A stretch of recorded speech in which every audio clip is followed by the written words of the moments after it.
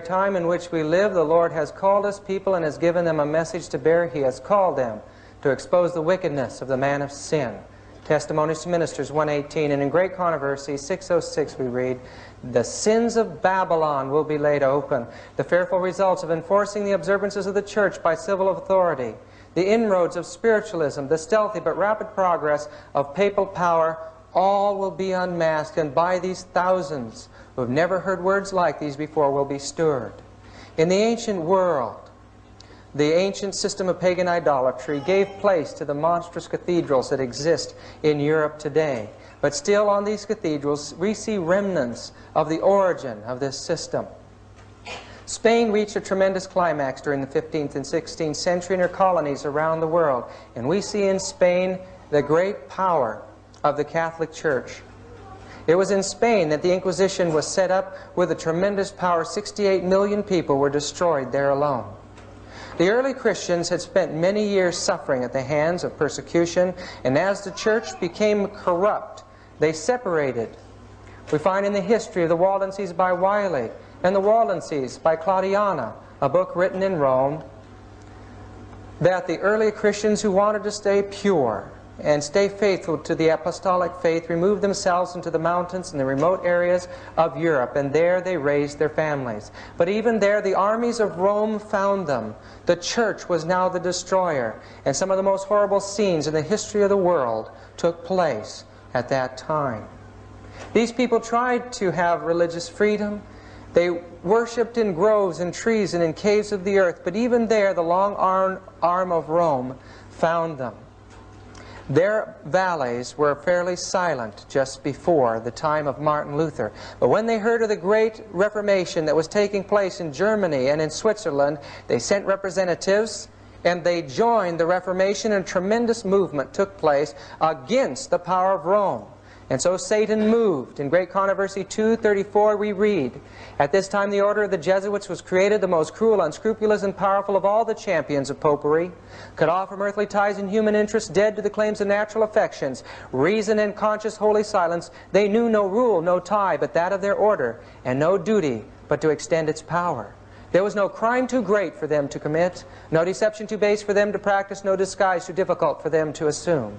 Vowed to perpetual poverty and humility, it was their studied aim to secure wealth and power, to be developed to the overthrow of Protestantism and the reestablishment of the papal supremacy.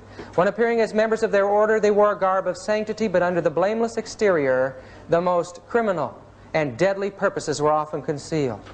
It was a fundamental principle of the order that the end justifies the means. By this code, lying, theft, perjury, assassination were not only pardonable, but commendable when they served the interests of the church." In The Power of the Jesuits by Philip Miller and this book, The Jesuit, Their Spiritual Doctrine and Practice, we get a history of the Jesuit Order. We find that Inigo, the father of the order, was born in the Valley of Loyola in northern Spain. Here he was born to a wealthy family. There today is a tremendous monastery to the Jesuits and a magnificent chapel illustrating how much they honored this man and the wealth of that order. The castle next to it is where Ignatius was born. Ignatius, as a young man, was a violent, brutish sort. The police records of the day said violent, vindictive, and dangerous. He was a proud young man and involved himself in many of the sins and evils of the day. He wanted to be a great commander, but unfortunately in a battle with the French in Pamplona, he shattered his leg. And now his plans for the future as a great warrior were ended. There, while he was recuperating, he read books about the saints and about Jesus. These were fanciful books about the saints, about the miracles and the things they could do. He envisioned Christ as a great commander, and now he, as a saint, would capture the world for Jesus Christ. He had had a nervous breakdown, and this concept illustrated the condition that his mind was in. Now, as a cripple, he made his way all the way across Spain to the mountains of Montserrat. There was an ancient sanctuary there, and in that sanctuary was housed a very sacred image to the Catholic Church. This image was called the Black Virgin of Montserrat. In this church, Ignatius spent 3 days making confession and spent an entire night standing before this virgin statue as a knight individual. He committed himself to the baby Jesus and to Mary. And from there he determined to go to Jerusalem. And there in Jerusalem he determined that he would conquer the Muslim world for Jesus Christ. All the powers of Rome couldn't do it, and now he would do it. On his way, he found he couldn't go because Barcelona had the plague. And so he had to stay in this little town called Manresa for 10 months. There in that town, as we arrived there, we found a monstrous institution of the Jesuits built over the place where Ignatius stayed there. It was a cave. 10 months in the cave, he tortured his body and his mind until, in exhaustion, he began to have dreams and visions. He claimed that the secret doctrine of the Catholic Church was taught to him in this place. In his eye, he saw lights flashing. And he believed that Mary came in the form of a light in Jesus. And he believed that he saw Satan in a spiral of light eyes before him. He believed that he had chased Satan around like a dog with a stick, and many other fanciful concepts, but he claimed that these teachings he received there were the foundation of his entire movement. And it's here he began the spiritual exercises of Ignatius. These were experiences that a master Jesuit would bring novices through, would bring other people through, to give them the same kind of mind that Ignatius developed through his experience. They were brought through these experiences just like music on a sheet. For 30 days they were told what to think, how to feel, when to groan and when to sigh, what to imagine, and they were to cut off all normal human emotion throughout those experiences. Ignatius finally made his way to Jerusalem, but there the Franciscan monks told him to go home. We don't want any political trouble here in the Muslim Empire. We've had enough of that. So making his way back to the port of Barcelona, Ignatius sat with little children learning the rudiments of Latin in order to study. From there he made his way to the little college in the town of Alcalá, north of Madrid. Here at the Colegio Mayor he began his studies in theology. While he was there, he gathered a little group of men and women around him and began to bring them through his mental exercises. They would faint and fall aside. They would scream and pass out. Friends, this is demonic activity that this man was involved in, even in his early history. Ignatius was known for the rest of his life for his mystic powers. In Occult Theocracy by Lady Queensborough and Secret Societies of All Ages by Hecathorn, we learned that at the time there was an organization called the Alumbrado, or the Illuminati, in Spain. The Inquisition determined that Ignatius had been a member of this occult intellectual society and threw him in the jail there at the Inquisition. Upon his release, he made his way to Salamanca, to the great university there, but again he was brought under suspicion of being an Illuminist, and he was thrown in the Inquisition again. Now, upon being released, he made his way to the great University of Paris in France, and there he gathered intelligent young men around him, brought them under the control of the power of his mind, and these became the basis of his society. Not too far from the university, they dedicated themselves to the new order of the Jesuits there in Montmartre. Today there's a tremendous chapel on Montmartre, one of the most magnificent chapels that we saw while we were in Europe. And it's dedicated to the destruction of democracy and liberty in the world. Ignatius from there made his way to Rome, and in time he was accepted by the Pope. The Reformation had destroyed the influence of the Church in many parts of Europe. In the book, The Ignatian Fireworks, or Fiery Jesuits, published in 1667, it's right here in the vaults at PUC if you want to read it, we read the aged gentleman Paul III, who then sat in the infallible chair, foreseeing the need the papacy had of incendiaries to vex the enemies to its grandeur, easily grants the petition of Ignatius and his decemvirs, prostrate at his holiness's feet, where after sweet kisses in token of their obedience, they receive an institution of their predominant sect.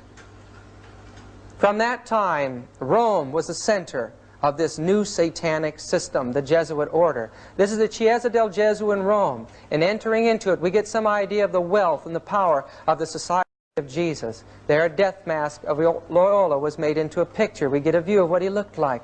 But the altars and the artwork are the ancient Baroque style, and it's a magnificent structure showing that the wealth of the nations at one time flowed into this order. There's an allegorical statue of the church destroying Huss and Luther. Another great painting of Ignatius ascending to heaven as a saint after his death. But the most interesting of all to me was this, of Jesus holding his heart out in his hand. It was the followers of Ignatius that brought into the church the mystical teachings and the worship of Mary in the heart, and brought those mystical teachings of the Dark Ages into the 20th century. When Xavier was once requested by one of the patients to scrape out an abscess, this is Xavier, one of Ignatius's followers, he felt rather squeamish about it. He put his hand, which was covered with a purulent matter, to his mouth in order to put his self-control to the extreme test. It's amazing that even at that early time, these men had minds that controlled their emotions. Rodriguez would not at first make use of this resting place, but afterwards, in order to punish himself for his weakness, he laid himself down naked in a bed in which immediately before a man had died of pediculosis, and which still swarmed with vermin. These men, with their mind over the control of their emotions, were sent out into the world. At first, they proved themselves in the hospitals, and that's where these quotations came from in Fulop Miller's book, History of the Jesuits. But they also made their way out into the world of the pagans to win them to the new pagan Christianity. One of the first was St. Francis Xavier. The Pope claimed that this man had been given the gift of tongues, and as he went out, he certainly learned scores and scores of languages in India and Asia and Japan, and became a master of that whole province in the Jesuit system. The Jesuits were given tremendous power. At first, there was only 60 of them allowed, but in time, they were given full control of the church. Yea, they were given power to excommunicate all who would hinder or do not aid the society, to confer orders, preach, and minister sacraments, to change their general, to absolve heretics as well as imprison the excommunicate, to exercise episcopal functions, to confirm, exercise, dispense, etc., to disguise themselves, to carry movable altars, give plenary indulgence, to live exempt, free from secular power, taxes, as well as jurisdiction, authority, sentence, and command of any other ordinary delegate, judge, magistrate, from any search. Folks, it illustrates that the church in society gave the Jesuit absolute control in this world, total free from all law. In the Council of Trent, 2 of them were set aside, Alcazar and Ribera, to form a counterfeit theology to the prophecy of the Protestants about the Antichrist. At that time, these theologians formed the idea of futurism, that the Antichrist should come sometime in the future. This in time developed through John Darby and Edward Irving in Scotland into the rapture concept. And this book on the rapture was written by 2 Catholic priests. Peter Canisius and Peter Faber were the first missionaries sent in to form an educational system in Germany to counter the Reformation. The Jesuits became the educators and the controllers of the mind of children and the generations that were coming up. They became the great moral theologians and fought the Protestant concept of predestination. They taught free will, but merged with their free will was the idea that an individual through his own works could become perfect and gain merit on his own. Father Matteo Ricci illustrates the tremendous power of the Jesuit to infiltrate other religions and cultures. He became in every way a Chinese, and in time infiltrated the court of the emperor in China. These Jesuits could read and learn the language and the religion better than the people, become the teachers of the people, and then insinuate Roman Catholicism, eventually opening up these magnificent courts to the Catholic missionaries. They entered into the primitive and poor areas of the world, and thousands of pagans were gathered into the Catholic Church through these men. But they had a secret way of doing it. In the book Fire Jesuits we read, they allowed their proselyte Christians to commit idolatry by a subtle evasion, that of enjoining themselves enjoining them to hide under their cloaks an image of Jesus Christ, to which they teach them by mental reservation to direct those public adorations which they rendered to the idol. The Jesuits infiltrated the other orders. They took over the head and the control of the Inquisition from the Dominicans. They turned it into a tremendous engine, a terrible power that wiped out thousands and millions of people. In Gurry's Doctrines of the Jesuits, we read it was Loyola himself who procured the erection of the Inquisition in Portugal. It was at the hands of the Jesuits that millions of people suffered the most horrible deaths. Terrible suffering that goes beyond our imagination today. These people did not realize that as they were persecuting these people, as they were torturing their flesh and causing every nerve in the body to scream in pain, they were causing the sufferings of Jesus Christ himself in his people.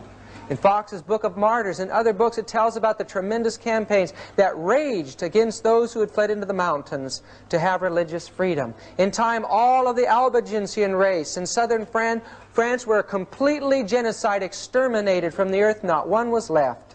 And the Waldenses in northern Italy were exterminated to the place where there was only a few thousand left. And they had made their way over the Alps to Geneva. The record of history has been rewritten, folks, by the Roman Catholic religion. The Jesuits became the controllers of history. And thus, the record of millions of faithful souls is not available to us. The Spirit of Prophecy tells us that that record is written in heaven. The church, every time she wanted to evangelize or infiltrate another area of the world, set up schools or colleges there in Rome. This became the origin of the Pontifical Gregorian University. Its purpose is for the subversion of the world. They set up houses of the Jesuits and magnificent schools which gave some indication of the tremendous wealth of this order. Europe was being covered by the Jesuits. In the Ignatian fireworks we read, or we notice on the back page, it shows the Pope heating the fire that burned London in the 17th century. And it shows Jesuits under the control of the Pope starting fires in every country of the world. These Jesuits believed diabolical and witchcraft doctrines. At the heart of that order was occult teaching. From a Jesuit creed by John Battista Posa, he says, "I believe in two gods, one is Son, Father, and Mother metaphorically according to a temporal generation. The other metaphorically Mother and Father according to a temporal generation. And what is consequent hereto, that the common term Mother, Father may be equally attributed to God and the Blessed Virgin as if they were both hermaphrodites, sexually male and female." This is raw pagan teaching in the raw sense of the word. In the book, again, The Fiery Jesuits, they affirm that the diligence of an expert conjurer in diabolical arts may well be thought worthy of a reward, and that a fortune teller is not obliged to restitution if he hath consulted the devil, nor to confession, though he hath expressly invoked the devil, and that it is lawful to consult a conjurer. It was the Jesuits who became the masters of astrology in the Dark Ages. They led out in the schools of teaching astrology in the Vatican. Folks, this chart was made by a famous Jesuit Kircher, and it's astrological healing. In The Soul Hustlers by Rennie Norbergen, an illustration that their teachings on astrology and their occult beliefs in the heart of that system has never changed. Rennie Norbergen in this book quotes Jean Dixon as saying, "As a child I was taught Chaldean astrology by a wise and wonderful man, a Jesuit priest." I don't see how anything can be, I don't see how anyone can say that astrology is wrong. After all, he was a man of God. Jean Dixon in the world is one of the most popular clairvoyants and astrologers today, and we understand now that she was taught that by the Jesuits.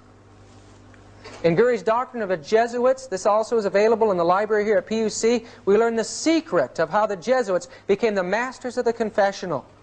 They could excuse sin by subtle evasion, and because of it, the wealthy powers of the earth beat a path to the Jesuit confessional. They learned the secrets of state, they sent this to the head of their order, and through it they were able to manipulate the emperors and the rulers of the world.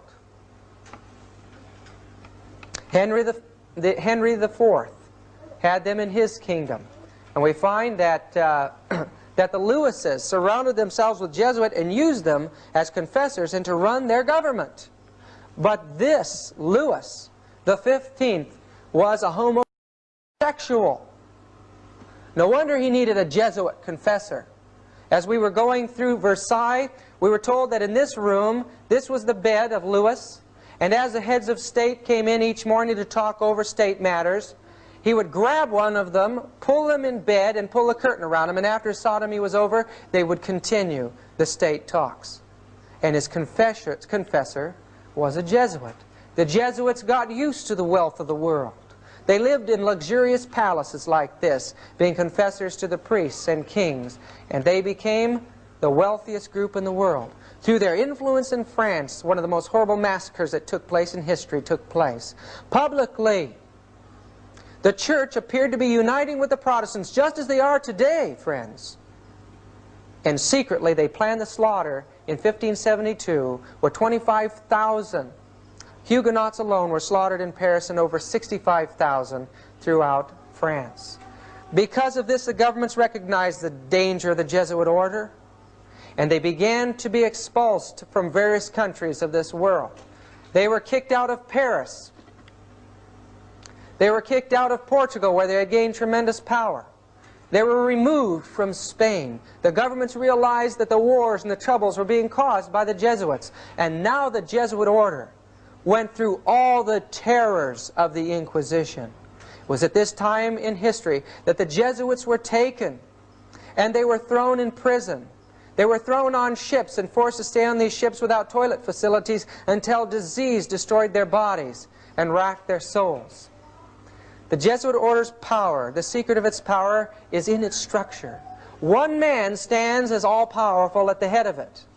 The provincial is a man that is all-powerful within his area, submitting to the general, and then the superiors are in control of the Jesuit individuals. But at any time they can go around their superiors to the one above him, keeping a check and balance situation. The local, yokel, individual Jesuit is part of an elaborate system of espionage. And they report on each other too, keeping a balance. They report to their superiors, who in turn report weekly to the provincial. Tremendous bodies of knowledge go into the provincial from all over their provinces. The provincials give a summary report monthly to the general, but superiors can go around their provincial, and thus a check and balance is kept all the way to the top. Even the general himself is subject to a council of 6 elected by the general congregation. 4 are elected from 4 different countries. One as an advisor and a military commander, and the other is the general's confessor. One or the other of the latter two must be with him at all times. Occult Theocracy by Lady Queensborough, page 309 and 310. This man has held more power in this world than any other human being alive. Gurry's Doctrine of the Jesuits, we read, the general has usually stood towards the Pope, much as a powerful grand feudatory lord of the Middle Ages did towards a weak titular Lord Paramount, or perhaps as a captain of a splendid host of free champions, as he did towards a potentate with whom he chose to take temporary and precarious service. And the shrewd Roman populace have long shown their recognition of this fact by styling these two great personages the White Pope and the Black Pope. In truth, the society has never from the very first obeyed the Pope whenever its will and his happen to run counter to each other.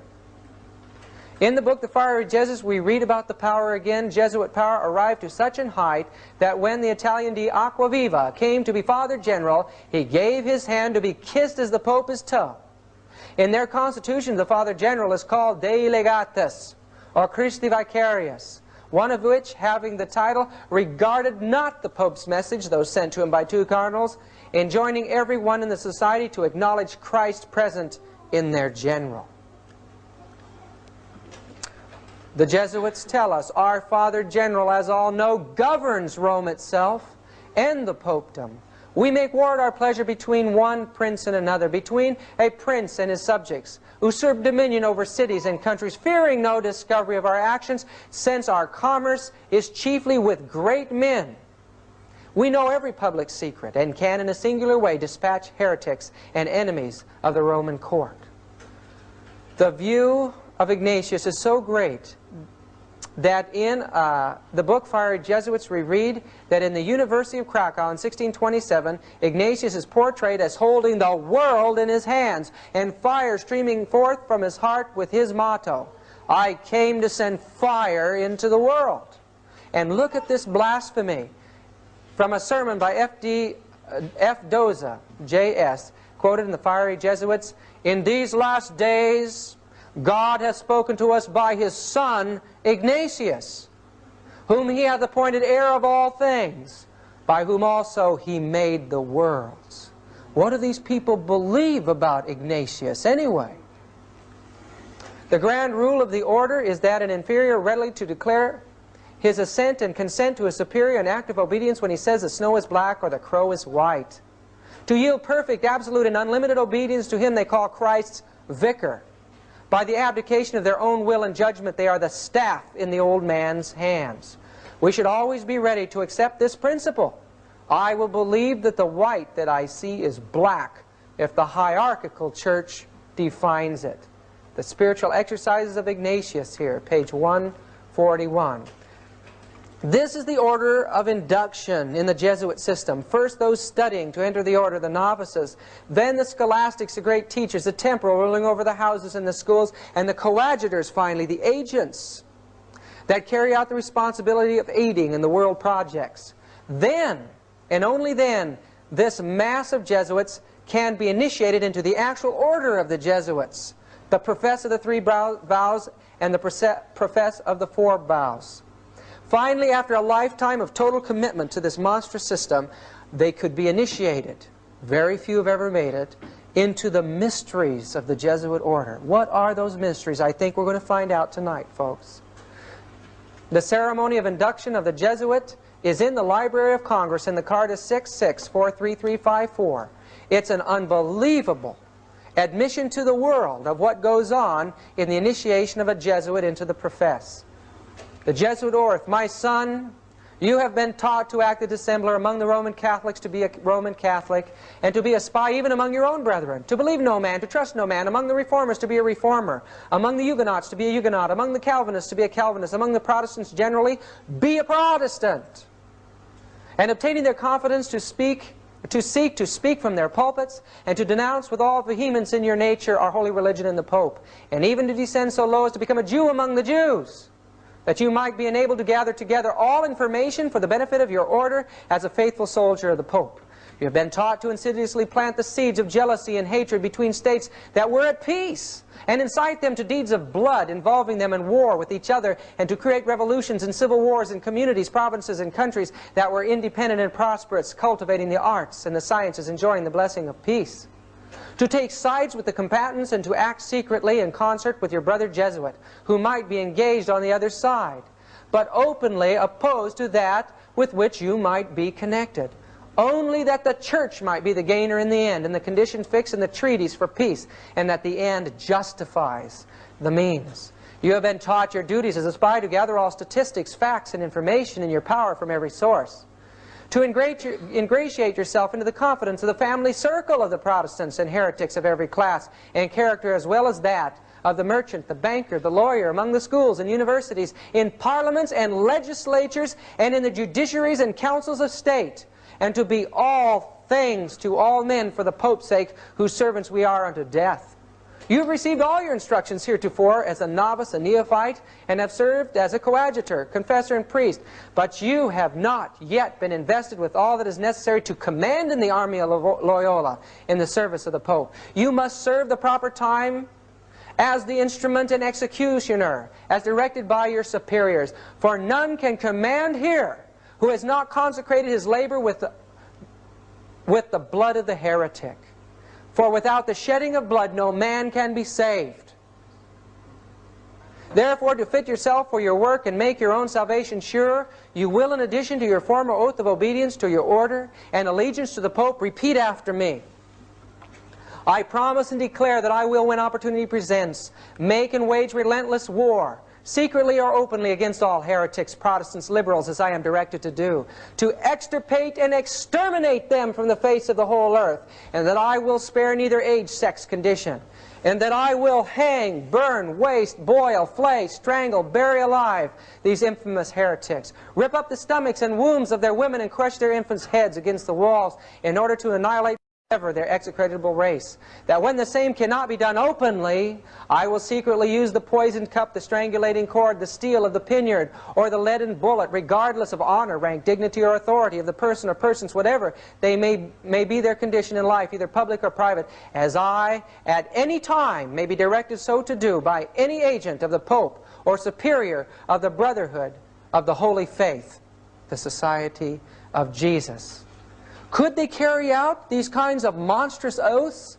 They can, because of the secret of the exercises. In Boehmer's book on the Jesuits we read, we imbue into him spiritual forces which he would find very difficult to eliminate later. These forces can come up again to the surface, sometimes after years of not even mentioning them, and become so imperative that the will finds itself unable to oppose any obstacle and has to follow the irresistible impulse. Folks, you know what this is? It's possession. An army of possessed men dedicated to the destruction of all governments and religion in this world. We are told in the fiery Jesuits that at that time, 1667, secular persons of both sexes joined to the company by a resignation of themselves absolutely to the conduct of the professed fathers. These usually are gentlemen and merchants who enmix themselves in the court and city business and in offices, bargains and sales, or active gentlewomen and rich widows who, like a plantation of Indies, bring into the society a vault of revenue of gold and silver. Folks, even today, these societies joined to the Jesuits exist. This is the Society of the Knights of Columbus. There is a women's side to that as well.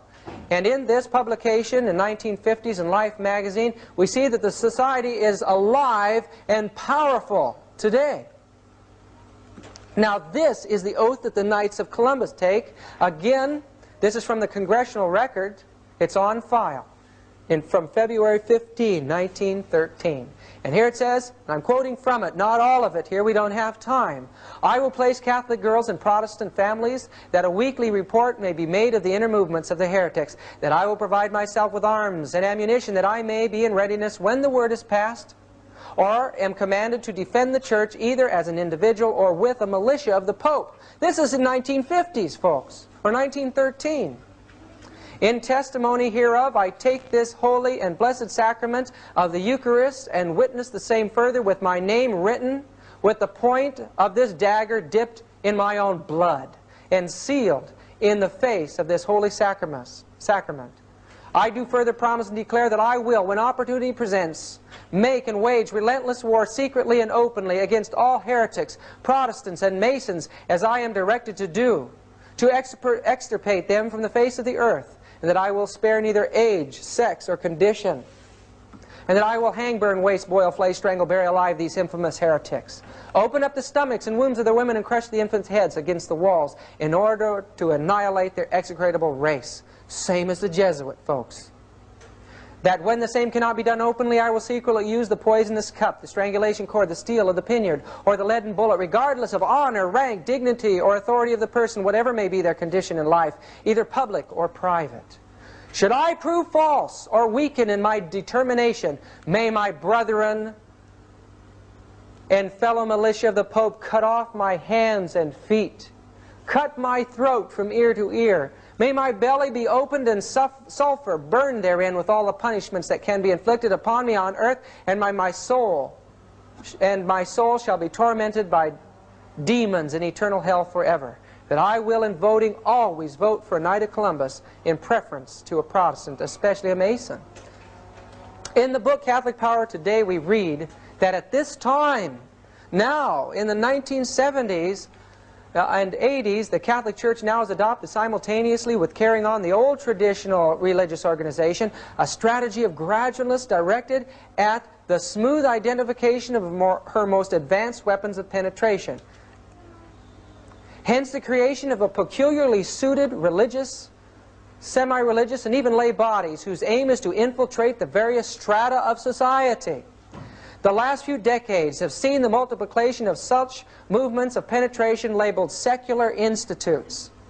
Their members generally are people who, although laymen, have the same fervor and determination to fight for the church as have the traditional religious orders. Thus, while taking the vows of poverty, chastity, and obedience, they do not wear special clothes, have ordinary jobs, and mainly live at home. They avoid the spotlight and keep their membership a secret, not only from their own offices or factories, their co-workers and friends, but even from their own families. This termite-like secret army is a vast international. The growth of these semi-lay and lay orders, whose members are unrecognizable even to Catholics themselves in these last few decades, has been phenomenal, particularly in Protestant England and the United States. Catholic Power Today, Arrow, Manhattan, page 33. That's a book to get and study, folks. In 1773, the Jesuit Order, due to the pressure of the governments of Europe, was put out of existence by the Pope. That Pope was poisoned because of that act. But the Jesuit Order now no longer existed at that time. And so the Jesuits had to secularize themselves. Except in Russia, they continued unabated and controlled the government there. But Ingolstadt University had been a Jesuit center and institution for many, many years. Here in this institution, a young man, Adam Weishaupt, was a Jesuit-trained doctor of canon law. Now, he wanted to see the Jesuit order come back to power. And in time, he published a plan to take that organization and give them the world. This plan is laid out in a book called Proofs of Conspiracy by John Robeson in 1798, as well as many other books. Weishaupt had long been scheming the establishment of an association or order which in time should govern the world. In his first fervor and high expectations, he hinted to several ex-Jesuits the probability of their recovering, under a new name, the influence which they formerly possessed, and of being again of great service to society by directing the education of youth of distinction, now emancipated from all civil and religious prejudices. The order, he claimed, Weishaupt claims in this book, the head of the order is Jesus of Nazareth, the grand master of our order. He appeared at a time when the world was in utmost disorder and among a people who for ages had groaned under the yoke of bondage. He taught them the lessons of reason. To be more effective, he took in the aid of religion, of opinions which were current, and in a very clever manner he combined his secret doctrines with the popular religion, and with the customs which lay to his hand, he concealed the precious meaning and consequences of his doctrine, but fully disclosed them to a chosen few. He's teaching that Christ was a master of the secret societies, that Jesus was the author of the system of communism and universal utopia. He claims this system would place men in a state of liberty and moral equality, that his new system would free them from the obstacles of subordination, rank, riches, continually thrown in their way, that all governments and religions would be destroyed. Our secret association works in a way that nothing can withstand, and man shall soon be free. Proofs of Conspiracy, page 64. It was Weishaupt who designed this pyramid structure as a symbol of how he would accomplish his goal. In the book Pawns and the Games by the Canadian commander William Guy Carr, we see that the symbol that Adam Weishaupt designed was an altarpiece there in Ingolstadt University. In the book, we read the significance of the design is as follows. The pyramid represents a conspiracy for the destruction of the Catholic Church, an establishment of the one world or UN dictatorship. The secret of the order, the eye radiated in all directions, is the all-spying eye that symbolizes the terroristic Gestapo-like espionage agency that Weishaupt set up under the name of the Insinuating Brethren, to guard the secret of the order and to terrorize the populace into acceptance of its rule. This OGPU had its first workout in the Reign of Terror of the French Revolution, which it was instrumental in organizing. Pawns in the Game by Guy Carr. What does Ellen White say about the power that took over the government of France? She says in Great Controversy, page 273, the beast that ascended out of the bottomless pit shall make war against them and shall overcome them and kill them. She says the atheistical power that ruled in France during the French Revolution and the Reign of Terror did wage such a war against God and His holy word as the world had never witnessed. They were the Jacobins, and Weishaupt was called the father of Jacobinism. So this new satanic power that rose up in the heart of the Jesuit Order now became a power warring against the Word of God to destroy all religions. In the book Pawns in the Game we read, it should be noted that this insignia acquired Masonic significance only at the merger of that order with the Order of the Illuminati, Weishaupt's organization, in the Congress of Wilhelmsbad in 1782. So Masonry has been infiltrated by the Illuminati. The picture of the eye in the pyramid can be found on books fomenting the ideas of Weishaupt, which caused the French Revolution. And what a horrible revolution it was. Ellen White says it prefigures an event to take place in this entire world. Human beings were slaughtered mercilessly at that time as God's Spirit was withdrawn. The first power to suffer was the church and the heads of state. This was Louis XVI trying to flee the country, and Marie Antoinette destroyed. When Jim and I went into East Berlin, we visited a museum there on communism. And there we found that one of their main displays in the history of communism was a display on the French Revolution as part of the origin of the communist movement in this world. In fact, the term communism comes from the French word commune, where this thing originated. In time, a man by the name of Lemny, and then this man, Mazzini, became a leader in the world revolution, but not fully inducted into the secret orders. And it says, research dug up letters from Mazzini which revealed how the high priests of the Luciferian Creed keep their identity and true purpose secret. In a letter Mazzini wrote to his revolutionary associate, Dr. Bridenstine, only a few years before he died, he said, "We form an association of brothers in all parts of the globe. We wish to break every yoke. Yet there is one unseen that can be hardly felt. Yet it weighs on us. Whence comes it? Where is it? No one knows, or at least no one tells. This association is secret, even to us, the veterans of the secret society. Even to those involved in leading out in world revolutions, it was a secret society controlling them behind the scenes." This man took over after Mazzini. He was a commander in the Southern armies. After the war, he settled down to study in Arkansas. And from there, this man with a tremendous mind became one of the world's most renowned authorities on pagan idolatry. He became the leader of the Illuminati in time. This that I'm about to read is a letter to the Palladian Council, written July 14, 1889, from Albert Pike. He, like Weishaupt, was the head of the Luciferian conspiracy in his day. Pawns in the Game by Guy Carr. And here is the letter. That which we say to the crowd is we worship God, but it is a God that one worships without superstition. The religion should be, by all us initiates of the high degree, maintained in the purity of the Luciferian doctrine. Yes, Lucifer is God. And unfortunately, Adonai, the name they give the Christians, is God also, for the absolute can exist only as two gods. So they're saying that Jesus, or God, is both good and evil. And the good part of it, they're saying, is Lucifer, and the evil is Jesus Christ. Thus, the doctrine of Satanism is a heresy. They don't believe in Satan. They believe that Jesus is evil, not Satan. And the true and pure philosophical religion is the belief in Lucifer, the equal of Christ, or Adonai. But Lucifer, God of light and God of good, is struggling for humanity against Adonai, the God of darkness and evil. Albert Pike. Isn't that amazing what these people believe? They're worshippers of Lucifer. And friends, this is their plan. We shall unleash the nihilists and the atheists, or the Nazis, he says here. Those who are working in favor of the Christian world, the atheists who are working against it. And we shall provoke a formidable social cataclysm, which in all its horror will show clear to the nations the effect of absolute atheism, the origin of savagery, and the most bloody turmoil. Then everywhere the citizens obliged to defend themselves against the world minority of revolutionaries will exterminate those destroyers of civilization, and the multitude, disillusioned with Christianity, anxious for an ideal, but without knowing where to render its adoration, will receive the true light through the universal manifestation of the pure doctrine of Lucifer, finally out in public view, a manifestation which will result from the general reactionary movement which will follow the destruction of Christianity and atheism, both conquered and exterminated at the same time.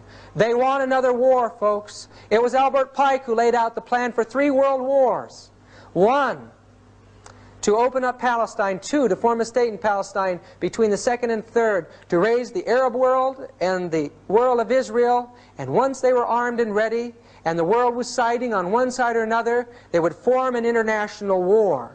And that war is on our horizon today.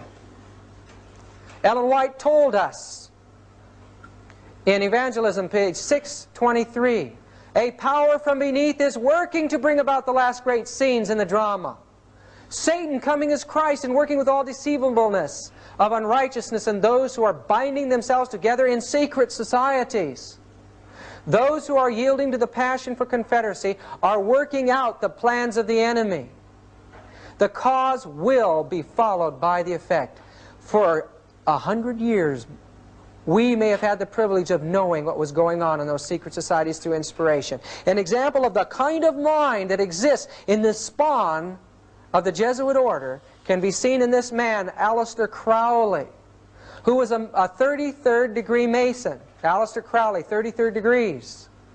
Aleister Crowley was also a member of the Kabbalistic organization of the Golden Dawn in London. And here is his law. Do what thou wilt shall be the whole of the law. Every man and every woman is a star. Man has a right to live by his own law. Man has a right to eat what he will, drink what he will, dwell where he will, move where he will. Man has a right to think what he will, speak and write whatever he will, and make what he will. Man has a right to love as he will. Take your fill and will of love, where and when you will. Man has a right to kill those who would thwart these rights. The slave shall serve. Do you like that law? It sure appeals to the carnal heart. And this law is spreading among the masses of the world today. It's the mind of Satan, folks. Secret societies and subversive movements by Nesta Webster tells us that this conspiracy took place among the Jews. And I'm sure that much of it has taken place in the Sanhedrin circles. But the fiery Jesuits describes clearly that the control of the money in this world is in the hands of the Roman Catholic Church today, and especially in the hands of the Jesuits. They're the ones that claim to become the Jew among the Jews. They're leading out in the Zionist conspiracy. It was their interests that fomented the writing of the Communist Manifesto. It was their interests that financed this man to go in, Lenin, to go in and cause the revolution. The church was hoping to conquer the Eastern Orthodox Church. This revolution has not stopped. The communists may have left her in that revolution and took it for themselves. But the war continues today. January 4, 1862, Ellen White tells us, I was shown before Lincoln's administration the former administration planned and managed for the South to rob the North of implements of war. They were contemplating a determined rebellion or revolution. The North did not understand the bitter, dreadful hatred of the South towards them and were unprepared for the deep-laid plots. Volume 1 of the Testimonies, 253. What was behind these deep-laid plots? In the book 50 Years in the Church of Rome by Father Chiniquy, he tells us that he had hired Lincoln to be his lawyer to protect him against a suit from the church. Lincoln was faithful, and the man was gotten off. And this is a signature on the letter of the IOU found in the book of Lincoln. Listen to the words here. Dear Mr. Lincoln, I answered, allow me to tell you that the joy I should naturally feel for such a victory is destroyed in my mind by the fear of what it may cost you. There were then in the crowd not less than 10 or 12 Jesuits from Chicago and St. Louis who came to hear my sentence of condemnation to the penitentiary. But it was on their heads that you have brought the thunders of heaven and earth. Nothing can be compared to the expression of their rage against you when you not only wrenched me from their cruel hands, but you were making the walls of the courthouse tremble under the awful, superhumanly eloquent denunciation of their infamy. Diabolical malice and total want of Christian human principle in the plot they had formed for my destruction. What troubles my soul just now and draws tears to my eyes is that it seems to me that I have read your sentence of death in their fiendish eyes. How many other noble victims have already fallen at their feet? Lincoln said, he looked at his watch after a talk with Father Chiniquy in his office in the White House. I am sorry that the 20 minutes I had consecrated to our interview has almost passed away. I will be forever grateful for the warning words you have addressed to me about the dangers ahead to my life from Rome. I know that they are not imaginary dangers. If I were fighting against a Protestant South as a nation, there would be no danger of assassination. The nations who read the Bible fight bravely on the battlefields, but they do not assassinate their enemies. The Pope and the Jesuit, with their infernal Inquisition, are the only organized powers in the world which have recourse to the dagger of the assassin to murder those whom they cannot convince arguments or conquer with their sword. Unfortunately, I feel more and more every day that it is not against Americans of the South alone I am fighting. It is more against the Pope of Rome, his perfidious Jesuits and their blind and bloodthirsty slaves, than against the real American Protestants. Here again we read from the words of Abraham Lincoln. Those antisocial laws today are written on her banners with blood of 10 millions of martyrs. It is under those bloody banners that 6,000 Roman Catholic priests, Jesuits, and bishops in the United States are marching to the conquest of this republic, backed by their 7 millions of blind and obedient slaves. Those laws, which are still the ruling laws of Rome, were the main cause of the last rebellion of the southern states. Yes, without Romanism, the last awful civil war would have been impossible. Jeff Davis would never have dared to attack the North had he not had assurance from the Pope that the Jesuits, the bishops, the priests, and the whole people of the Church of Rome, under the name mask of democracy, would help him. These diabolical anti-social laws of Rome caused the Roman Catholic rear guard to be the man chosen to fire the first gun at Fort Sumter. Is it not an absolute absurdity, says Lincoln, to give to a man a thing which he has sworn to hate, curse, and destroy? And does not the Church of Rome hate, curse, and destroy liberty of conscience when she can do it safely? I am for liberty of conscience in the noblest, broadest, highest sense, but I cannot give liberty of conscience to the Pope and to his followers, the papists, so long as they tell me through their councils, theologian, and canon laws that their conscience orders them to burn my wife, strangle my children, and cut my throat when they find their opportunity. This does not seem to be understood by the people today. But sooner or later, the light of common sense will make it clear to everyone that no liberty of conscience can be granted to men who are sworn to obey the Pope, who pretends to have the right to put to death those who differ from him in religion. He says the common people see and hear the big noisy wheels of the Southern Confederacy cars. They call them Jeff Davis, Lee, Toombs, Beauregard, Simmons. And they honestly think that they are the motive power, the first cause of our troubles. But this is a mistake, says Lincoln. The true motive power is secreted behind the thick walls of the Vatican, the colleges, schools of the Jesuits, the convents, nuns, and the confessional boxes of Rome. There is a fact which is too much ignored by the American people, and with which I am acquainted only since I became a president. It is that the leading families of the South have received their educated in great part, if not in whole, from the Jesuits and the nuns. Now, after the assassination of Lincoln, this brother Chiniquy is talking in the book. After I mixed my tears with those of the grand country of my adoption, I fell on my knees and asked my God to grant me to show to the world what I knew to be the truth, that horrible crime was the work of popery. And after 20 years of constant and most difficult researches, I came fearlessly today before the American people to say and prove that the President Abraham Lincoln was assassinated by the priests and Jesuits of Rome. In the book of the testimonies given in the prosecution of the assassin of Lincoln, published by Ben Pittman, and in the 2 volumes of the trial of John Surratt in 1867, we have the legal and irrefutable proof that the plot of the assassins of Lincoln was matured, if not started, in the house of Mary Surratt. But who were living in the house at that time? The legal answer is the most devout Catholics in the city. The sworn testimonies show more than that. They show that it was the common rendezvous of the priests of Washington. These people were Roman Catholics. It was a Jesuit conspiracy that destroyed Abraham Lincoln. The church planned the destruction of the world and the regaining of its power through world wars. And this is brought out in this book, The Secret History of the Jesuits. She tried with Bismarck to get him to fight for her, to Kaiser Wilhelm to get him to fight for her. And in time, she brought about the reaction of the Serbians against her effort to force them to Catholicism, an assassination attempt on one behind the Catholic plot. And that led to the first great war, the First World War. In time, this man, Pius XI, brought to power Mussolini in a desire to regain some political power.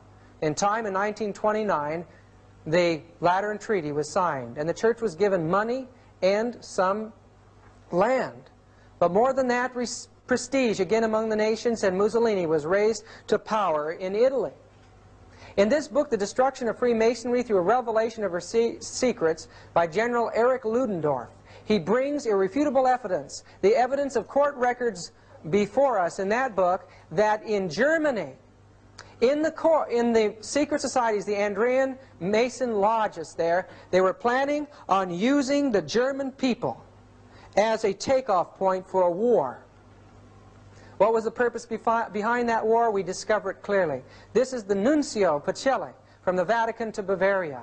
There in Bavaria, he worked secretly with von Papen, and in time they signed a concordat between Hitler and the Vatican. Hitler was raised to power by the Roman Church. It was his relationship with them that made him the man. His speeches, his Mein Kampf were written by Jesuits, and he became a god in that age. And also, as the secret mechanisms of Roman Catholic subversion were taking place in the international world, we find that the I.G. Farben drug complex and the Rockefeller dynasty merged and formed the wealthiest and most powerful cartel in the world, and it was through them that Hitler was financed and brought to power. Hitler's rise to power would have been impossible without the secret financial support of I.G. Farben. The Nazi state became the means by which the cartel agreements were enforced. This is from the book World Without Cancer, page 286 and 287. Hitler himself stated, "I learned much from the order of the Jesuits. Until now there has never been anything more grandiose on the earth than the hierarchical organization of the Catholic Church. I transferred much of this organization into my own party." Isn't that an amazing thing to say? This man Himmler was the head of the SS. But friends, his uncle Himmler was a Jesuit from oath and induction from the Bavaria of University, from the Bavarian court. The SS troops were a Jesuit-controlled society, and they became the police of the Nazi state.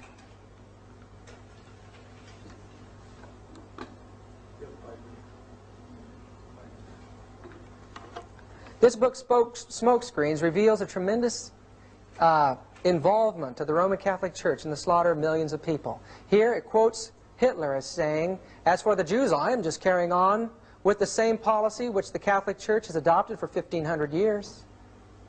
Franz von Papen is quoted as saying again in that book, Smokescreens, page 20, by Jack Chick, "The Third Reich is the first world power which not only acknowledges but also puts into practice the high principles of the papacy." What are the high principles of the papacy? What is the plan that the Jewish Church has for its enemies? You can see it in the faces of the people in the concentration camps. That nuncio that worked secretly with von Papen became the Pope after Pius XI. Now Pope Pius XII, supporting Hitler, but in time he saw Hitler's power waning. He was just using Hitler, and in time he turned his attention to the Western world. But what was happening in another country in Europe? Ante Pavelek, the head of the Ustachi state of Croatia, surrounded with Croatian Catholic clergy, in April 1942, he was to Yugoslavia what Hitler was to Germany. There in that state, priests became soldiers, and they worked at the most horrible suffering and slaughter and persecution that the world has ever seen from the time of the Dark Ages. People were tortured to death with spoons and knives and forks, forced to eat their relatives. Eyes were torn out of the sockets and wreathed and handed out among the priests. This is 1942, folks. It shows that if she gains power, she will return to the apostasies of the ancient time. This man was responsible for opening up trade with Russia and recognizing a political connection with Rome. He also placed this Masonic symbol on our dollar. Novus Ordo Seclorum, a new world order. The reverse of the seal of the United States of America, according to Manly P. Hall, an expert on Masonic lore, not only were many of the founders of the U.S. government Masons, but they received aid from a secret and august body existing in Europe which helped them to establish the United States for a peculiar and particular purpose known only to the initiated few. The Great Seal, says Hall, was the signature of this exalted body, and the unfinished pyramid on its reverse side is a trestle board setting forth symbolically the task to the accomplishment of which the U.S. government was dedicated from the day of its inception. Who dedicated this country? Many books have been published now that make it clear what took place during the years after the Second World War. First, the Church joined itself to the United States through Cardinal Spellman. Then Russia, realizing the responsibility that the church had in the Russian Revolution, realized that the entire balance of world power could be swayed by being involved in Vatican politics. So a Catholic Pope now in 1958 comes to the throne in the Vatican. And what does he do? He establishes the Great Vatican Council for bringing the governments and the churches of the world into a great communist society. They invited priests and reverends and religious leaders from all over to join in their talks. What was happening here was an effort to unite the world and paralyze her enemy. In Catholic Power Today by Avram Manhattan we read, "The Catholic Church's offer for reunion to all Christian churches not in communion with her is a magnificent ecclesiastical Trojan horse, a means to penetrate their citadels and accomplish their capture and final capitulation." Catholic Power Today, page 22. And this is how she plans to do it. She will support any military or economic force or movement that would maintain things while she is in power. If she can't accomplish it that way, she'll mobilize her religious and diplomatic power to counteract against her opponent in the event she fails to crush it another way. But finally, her last bid is forming an alliance with it, characterizing her joining it.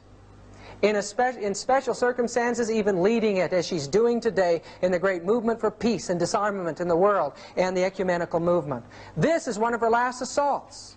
She led out in the charismatic movement secretly, and in time, as it passed the borders of the Catholic Church, and Protestants saw that now the Catholic Church was speaking in tongues. These are Catholic priests. Catholics and Protestants together in great revival meetings will be speaking in tongues together. Some of these folks will be speaking in rosaries, while the others beside them are speaking in tongues. It seems to adapt itself to every religious climate today. Spiritualism has joined Christianity. It was this Pope, the next Pope to take office, Paul VI, that took over the world in a great movement of ecumenism. He finished up the work of the Vatican II. Here he is uniting himself with the Greek Orthodox Church. And we find that today, because of the great ecumenical movement that was begun and is sponsored by the Roman Catholic Church, the Protestants are paralyzed. They no longer speak out against Rome. This man here is Walter Martin, Dr. Walter Martin. Supposedly he's a great man in the evangelical circles. He accuses the Seventh-day Adventist Church of being a cult because they claim Ellen White is a pope, or they take Ellen White, he says, as a pope. And yet, he will not call the Catholic Church a cult. He says she's a Christian church today. What is happening to the Protestant world? It was the Catholic Church that opened up her doors and invited the communist heads of state in. Here's President Tito from Yugoslavia in meeting with the Pope at the Vatican. Pope Paul VI became the communist Pope, the Pope of the proletariat, mingling among the workers in the various areas of the world. They even devised an entirely new image of Jesus for the populaces now in the Marxist Catholic system. Jesus was depicted as a white-collar worker, and posters were put in the factories of the third world countries. In other places, Jesus was depicted as having overalls or with tools in his hands. Christ was now that God that many years before Adam Weishaupt had pointed out that he was. In 1973, this magazine came out on the Jesuits. Here it made it appear that the Jesuit Order was in search of a new identity, that they didn't know what they wanted to do, that they were in a state of flux. It shows the Jesuit priests as common, everyday, dressed people. But still, it showed that Jesuits are involved in the various activities of missionary endeavors all over the world. Some, like Nixon aide McLaughlin, are in politics. Movie actor O'Malley, and here a Congressman Drennan at the Capitol. This is a Jesuit priest named Dan Lyons, and a book by John D. McCullum. Here it pointed out that Dan Lyons was an expert on Asiatic affairs and counseled Richard Nixon. It was his counsel to bomb Cambodia that Richard Nixon followed. Here he is with Commander Abrams, working in Vietnam. How far have these men gone? What secret mechanisms are even being worked out still today in politics, in religion, and all over the world? They make us feel like they're looking for a new identity. But friends, they know exactly what they're doing in the great world revolution that's taking place today. This man, the head of the FBI, made it very clear that the communists are deliberately maneuvering among the Negroes to create a situation for outbreak of racial violence, to such an extent that it can be turned into a civil war on a racial basis. In such a civil war, should they succeed in fomenting it, the communists hope to so undermine the American government and our social structure that they can take over power. In the racial civil war that they envisage, they are sure the Negroes will be in the front ranks, the shock troops of the communist revolution. This is quoted from a congressional record, August 7, 1963. Brethren, the spirit of prophecy tells us, and I don't have the quote or the source of the quote now, it's in the White States, but that again, there'll be a racial movement, the army will be called out to put it down, and men will go back into servitude. And the result of it will be a Sunday law.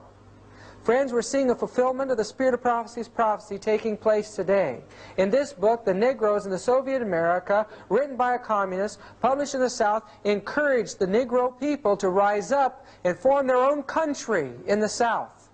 And that under communism, they would be exalted to a much higher position in society.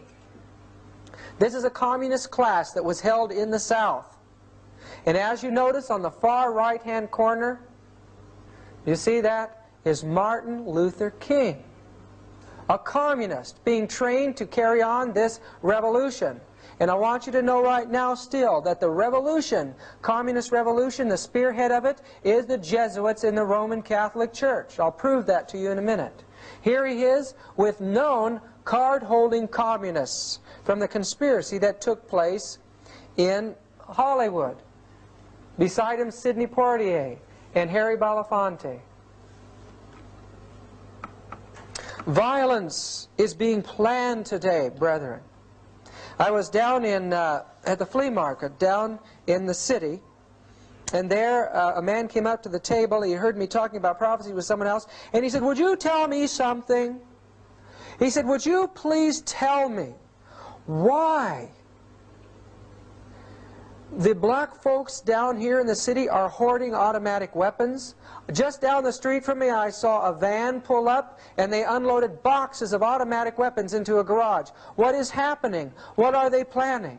Brethren, I don't know how long until the cities are a hotbed of violence because of these type of plans. But it's coming, and Ellen White tells us that it's going to be an overwhelming persecution, relentless in its fury.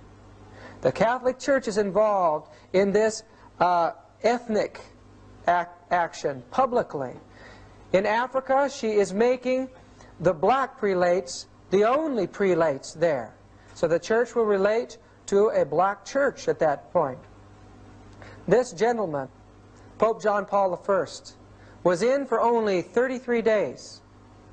The reason for this gentleman coming in for only 33 days is that he was the choice of the communist influence. The church had become fearful that Moscow would dominate the church, that she would take over it. Prelates began to move. They worked with the CIA. Cardinal Wyszynski from Poland was summoned to this secret meeting, and they decided to plan to get Wojtyla in. Wojtyla had already been deeply involved in the Vatican II project. He was an extremely intelligent man, and he was trained in the field of acting and playwriting. He was the perfect man for the job. He was a Marxist, but he was an anti-Moscow Marxist, and he would be perfect for developing the new brand of Lenin Christianity that they believed was the new age in this world. John Paul, in the liberal magazines in this country, which we know are controlled by the elements that are involved in world conspiracy, set him up as a superstar. 14,000 journalists were accredited to cover his passage through this country. Millions and millions of dollars have been used to place this man in a campaign as a god among the nations today. And the Protestants, where are they? They're completely paralyzed. Protestants for the Pope. We see that a Protestant Baptist president invited the Pope to do the Mass on the White House lawns. He was invited before the United Nations. Here he is with Kurt Waldheim, the secretary at that time. And there before the United Nations, he revealed his Marxist beliefs. The Plain Truth magazine put out in that year says that during the 62-minute discourse at the General Assembly, the Pope shed, as it were, his clerical garb and displayed his humanistic side. He interposed his carefully chosen words with patently Marxist egalitarian themes. Murray Kempton of the New York Post said, "The Pope aligned himself in spirit with the demands of the developing nations for the restructuring of the world economic order." That's a tremendous statement. And look what's going on in black Africa. When the Pope visited Africa, they even changed the color of Christ. There, when the Pope got back from the meetings there in Africa, he said that Catholicism in Africa is Africa. The church is taking over the third world communist countries today. Prelates are now all of an ethnic nature, and in time there is a hope and a plan that a man of an ethnic nature will become the Pope, and thus the third world, the largest part of our world as far as the masses of mankind, will identify with the Vatican. Today, this Pope has brought this man Gontian into a promotional position second in line to the papal seat. We read here that during the papal visit to Benin 2 years ago, it was Gontian who received the most rousing cheers from one welcoming crowd. John Paul's increasing trust in his African aid was acknowledged last week when Gontian, in a major reshuffle of the papal staff, was promoted to one of these most important posts in the Vatican. As he went to Central America, here he lent his speeches to the communist revolution that were taking place there. The peril of such interpretation is portentous. It puts the kingdom of God in the near future just beyond the fast-approaching Catholic Marxist revolution. The spirit of these biblical Marxist, Leninist-oriented quotations has already impregnated the whole fabric of the Latin American church. From Tierra del Fuego to the borders of the U.S., scattered all along the continent, there are undetermined battalions of missionary priests, nuns, lay workers, preaching and practicing a combination of the tenets of liberation theology and the neo-Marxian Catholicism of Pope John Paul II. Brethren, there's a revolution moving towards our borders today. Their commanders, as a rule, were and are the Jesuits, or Jesuit-inspired priests or lay workers, something which Pope John Paul II discovered to his astonishment when the U.S. intelligence apparatus denounced them as the main instigators of the guerrillas' opposition mostly against Latin American administration, financed and militarily supported by the U.S.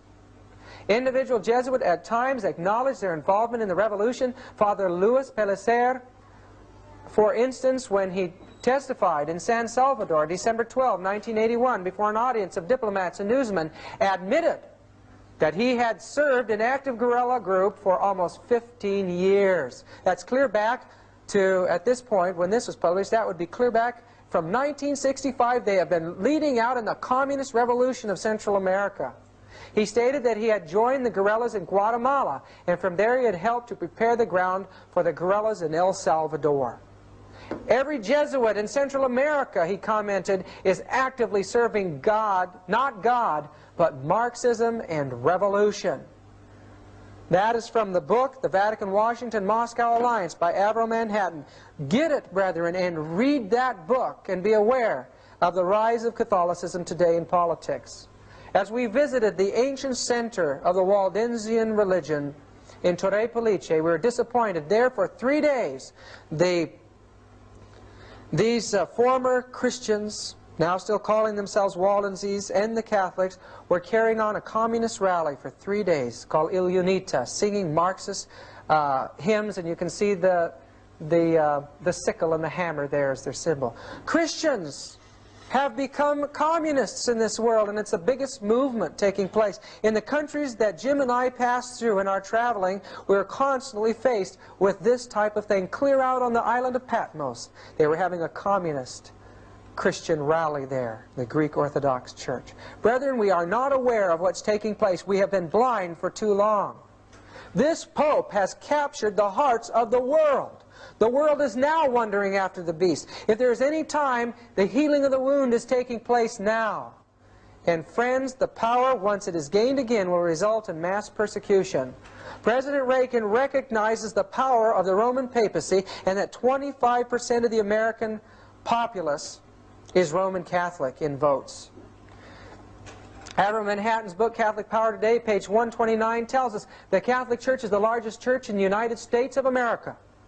Ecclesiastically, she is the best organized. Financially, she is on a par with any of the giant trusts or corporations of America. Indeed, should the occasion arise, she could stand up to all of them collectively.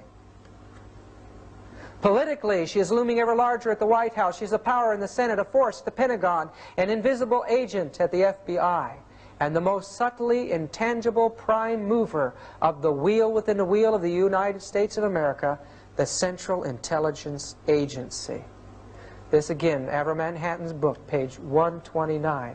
There is a reason why Ronald Reagan is behind something that the American people were shocked about. A U.S. and Vatican forming a link. Here we find that it wasn't the last official Vatican ambassador was in 1867. And remember that during this time there was a revolution taking place in Italy. The Pope was moved out of his political position, and there was confusion brought in. But America had not fully forgotten the responsibility of the Roman Catholic Church in the war between the states. For all this time, for 117 years, we have held off our connection with that power. And now U.S. Vatican resumes full diplomatic ties. What does it say? The step announced here at the Vatican was described by officials of the Reagan administration as an attempt to improve communications at a time when Pope John Paul has become increasingly involved in international affairs.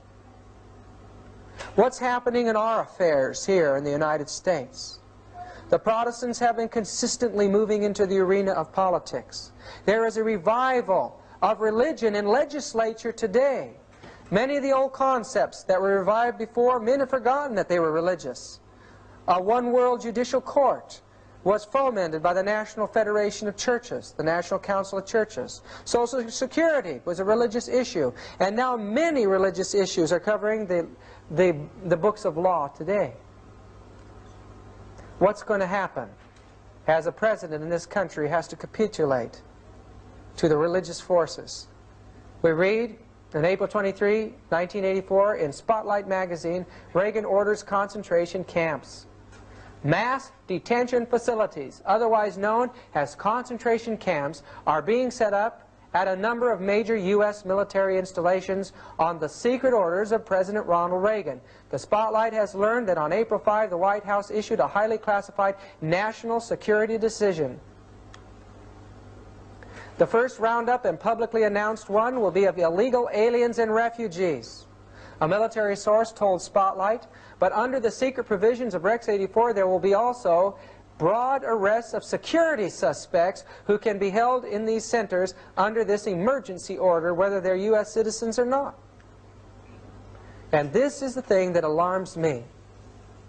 It says, according to these sources, the primary goal of the vast police operation condemned by Rex 84 is to detain and deport illegal immigrants. But these sources say Rex 84 has another, even more closely guarded and carefully orchestrated objective: to apply the so-called capture and custody measures against political opponents, resistors, or even outspoken critics whom the administration considers dangerous.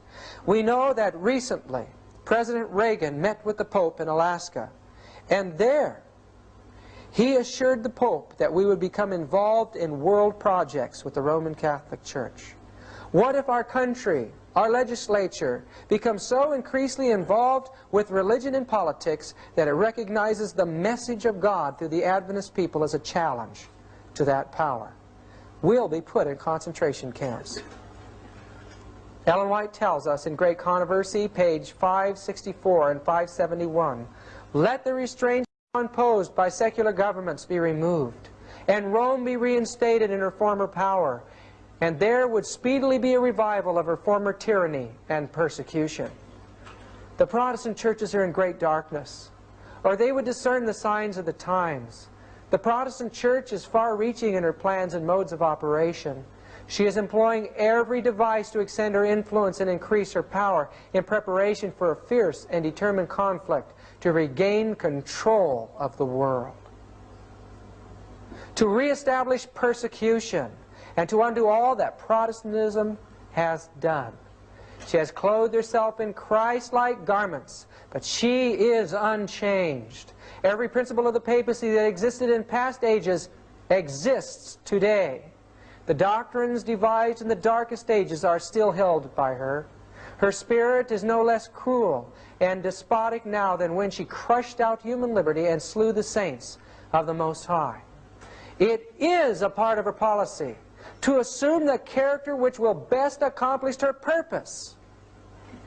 But beneath the invariable appearance of the chameleon, she conceals the invariable venom of the serpent. Folks, it doesn't make any difference what face she presents before the world. It could be claiming to forgive her assassin. It could be claiming to feed the poor. It could be anything, but God has shown us under inspiration that the plan is to paralyze mankind into not seeing her as dangerous when she plans their destruction. The churches in this world, the Spirit of Prophecy tells us, still house beneath them dungeons, places where in the past torture was carried out, and implements of torture. And we understand again by the Spirit of Prophecy that those tortures will be resumed again whenever she has her opportunity. Brethren, we face a serious decision. We face a having to give up our life in this world to do God's will.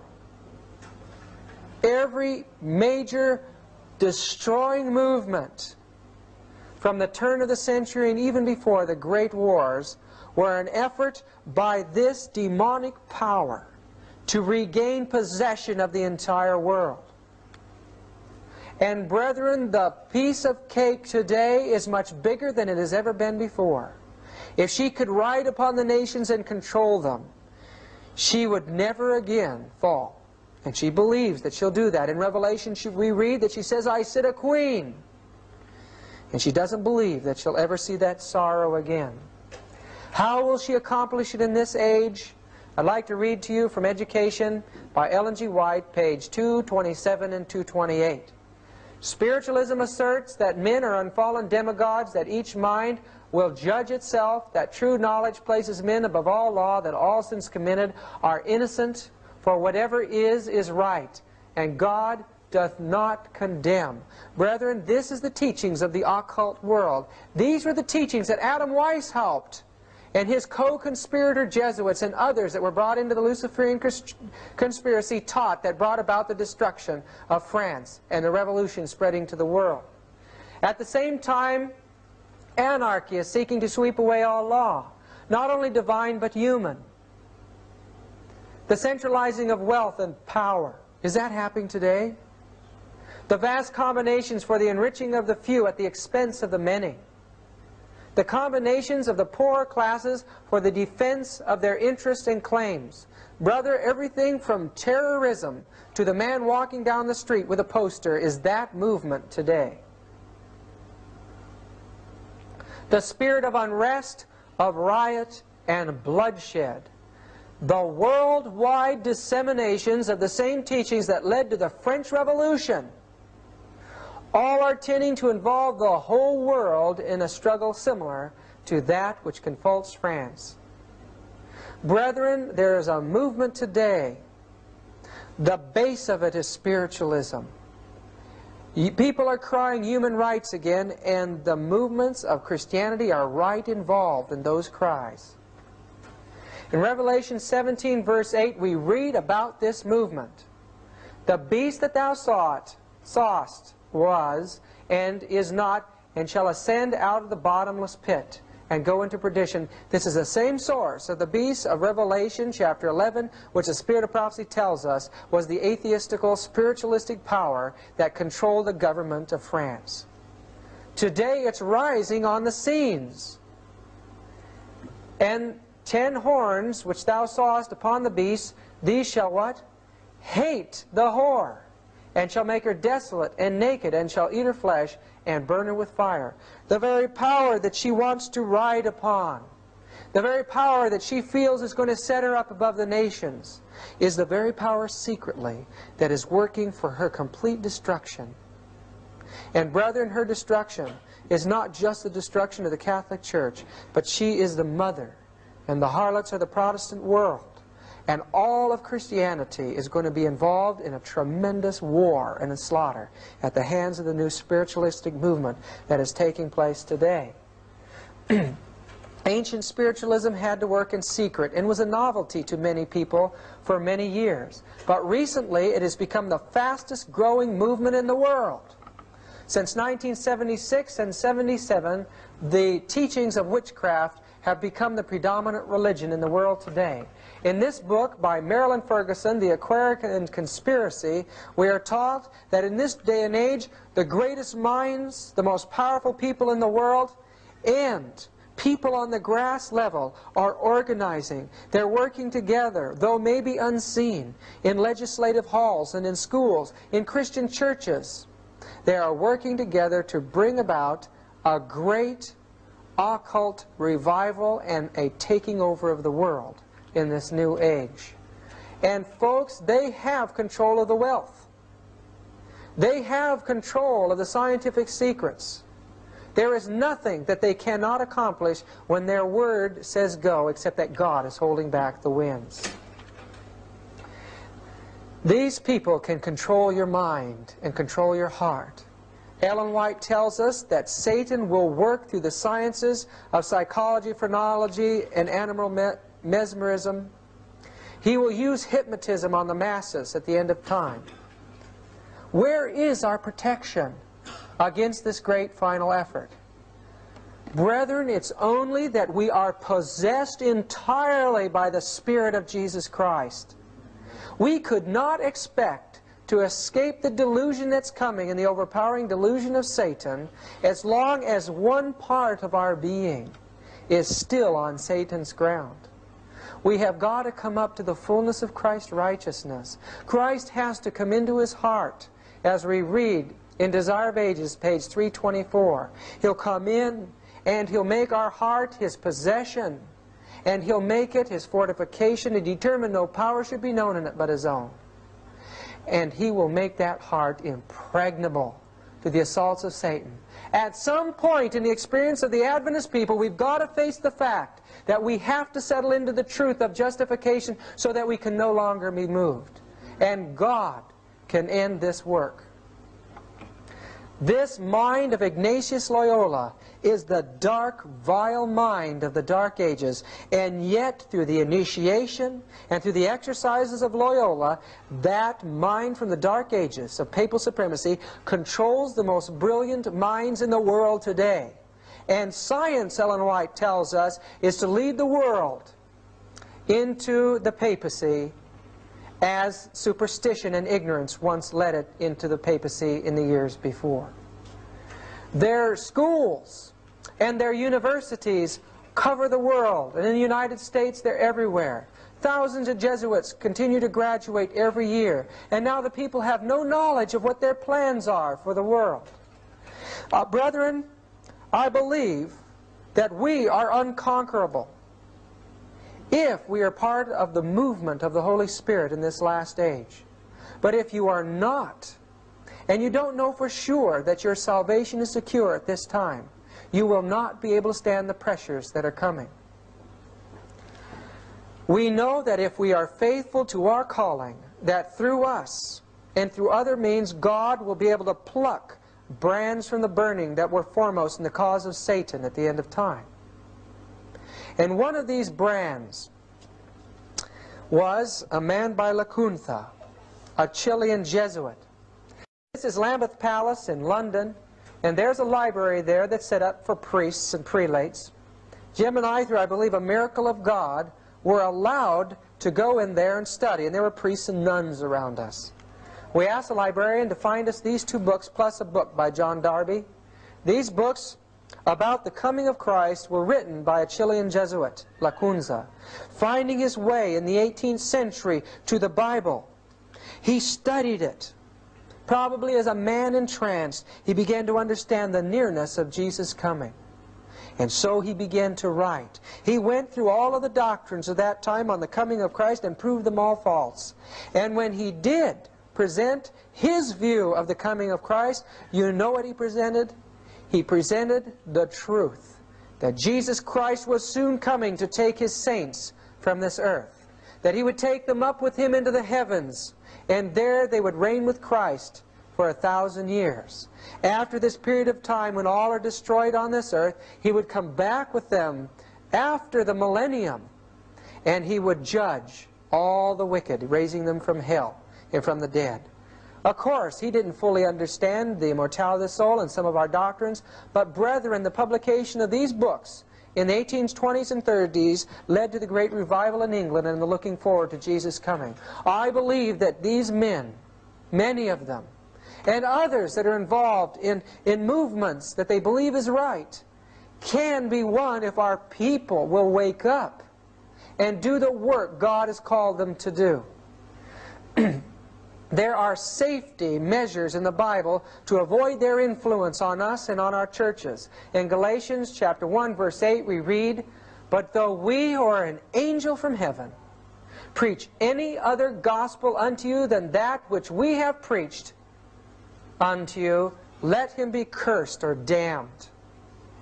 Verse 9, "As we said before, so say I now again, if any man preach any other gospel unto you than that ye have received, let him be accursed or damned." If we followed the Bible, we would not allow heresy in our ranks. And a great suffering would be saved for many of the people of God. In 2 John, verse 9, we read, "Whosoever transgresseth and abideth not in the doctrine of Christ hath not God. He that abideth in the doctrine of Christ, he hath both the Father and the Son.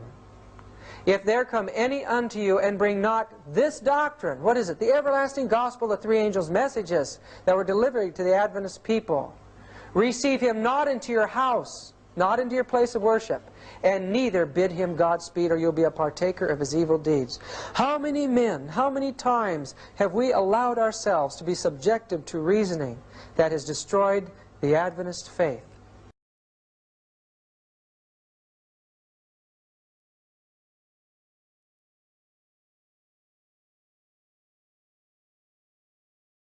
Speak up, I can't hear you.